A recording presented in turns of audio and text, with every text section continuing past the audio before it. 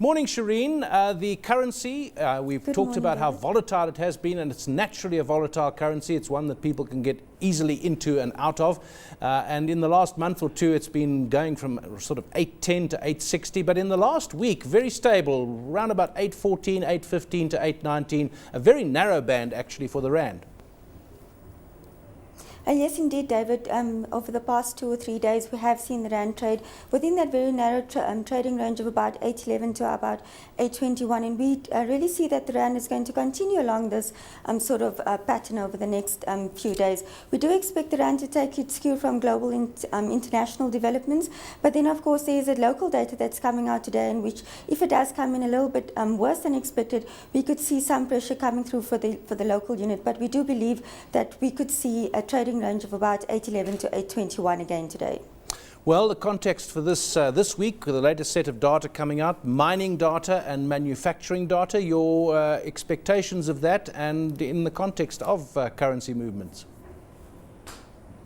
Well, with regards to the mining production data for June, we are expecting a mild improvement from what we saw in May. If you recall, in May's production growth came in at 0.8% after it contracted in the previous month by 11%. There are some indications that the mining sector could possibly be recovering, and that's really taking cue from the quarterly labour force survey data, which came out last week, indicating that the mining sector contributed about, or added about 21,000 jobs to the sector in that quarter, and that's from 9,000 jobs being added in the first quarter. So there is some indication that we could possibly see good growth coming through from the mining sector, and that could obviously impact positively on our GDP growth numbers for the second quarter. With regards to the manufacturing data, we are expecting a moderation in June to about 2.6%. Consensus is at 3%, and that's from a 4.2% growth in the previous quarter. Yes, there are some leading indicators which are showing that the manufacturing sector is starting to improve, and one of that is the PMI number, which came out last week for July, indicating that it increased to 51 points from 48.2 points in June. But if you look at the detail of that, the PMI employment component is still well below 50, which is the benchmark level, indicating that the sector could possibly again show some job losses coming through for the remainder of this year. And the BCI, for instance, is also showing that the manufacturing sector is starting to drag. We're not expecting the manufacturing sector to really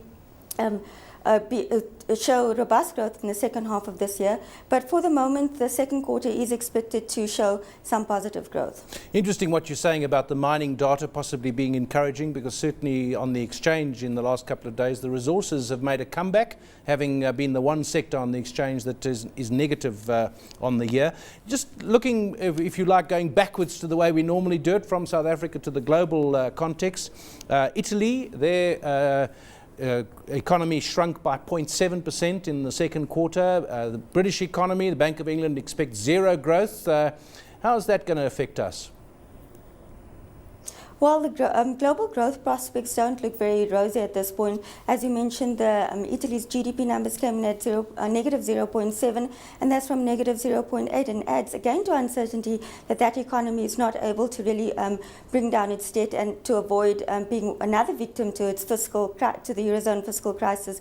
With regards to the UK, we are expecting the UK economy to slow further this year, and as the Bank of, more or less in line with what the Bank of England is saying, with 0% growth, and that's just from about 0.8% expectations not so long ago, about 3 months ago, and about a year ago the bank was expecting 2% growth. So the prospects going forward for both Italy and for the UK economy doesn't look that great. And we also have to bear in mind that we could possibly see, just generally from Greece and Spain, further risks coming through from both those economies, and that could really drag down the Eurozone growth and global growth as well. We are expecting negative growth for the Eurozone for this year and next year, so the global growth outlook doesn't really look very promising.